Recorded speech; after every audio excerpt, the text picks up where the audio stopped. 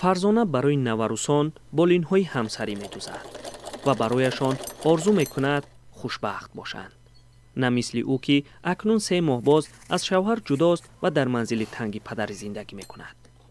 1.5 سال پیش شوهر کرد ولی گفتند فرزنددار نمی‌شود. اما دکتر گفته است فرزانه می‌تواند مادر شود. حالا او خودش را می‌خوراند و می‌پوشاند. پول‌های کار کردگی من صرفای نمی زندگی میکنم که نمی محتاج نشم پیش یگان کس گفته پیش یگان کس کردنی کج نکنم.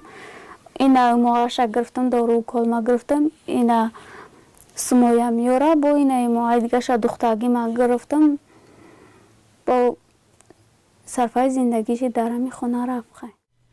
با علت معیوبی تنها صنف 1 را خوانده است. آن را هم تا آخر نی. ولی هنر دارد. همدیهگانش او را دوست می‌دارند. شیروز میدوزه، خیلی میدوزه، اینا تکسری میدوزه، کرپچه میدوزه. میدوخت و خیلی وشینه تری چی قطی میدوزه. پرستوی قطی بچوره گله. با فرزانه هنر دوزندگی را بیبیش آموزانده است. پزندگی را باشد خواهر کلانیش.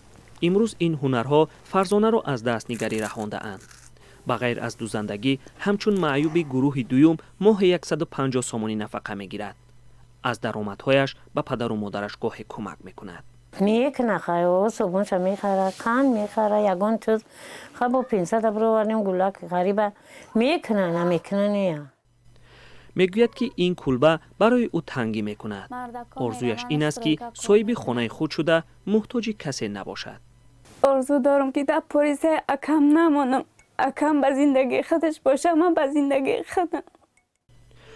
خانواده شوهرش که جهاز عروسی او را برنگردانده اند سبب پاشخوری اویله را شهر نمیدهند. فرزانه بیشتر عذاب روحی میکشد. اکنون حکومت محلی از حال او آگاه شده و کمکش دست به کار شده اند. در دوام 9 ماه سال 2022 به بخش کارگزاران و اویله 56 نفر با مسئله های گوناگون مراجعت کردند که از اینها 42 نفر عاید به بحث های اویله می باشد که 6 اویله با بردن کارهای فرماندهی برقرار کرده شدند. خریداران هنر دستان فرزانه را ستایش میکنند اما او به کارهایش نرخ نمیگذارد. کسی چند سومانی دهد او قبول دارد. آدمان از هر کجا به سراغش میآیند. آرزوی دیگری هم دارد که کارگاه باز کند و زنان و دختران مثل خودش را به کار گیرد تا هرگز دستنگر نباشند. ولی برای این جای و مکان ندارد. تنها باور دارد به روزهای نیک و اراده خودش.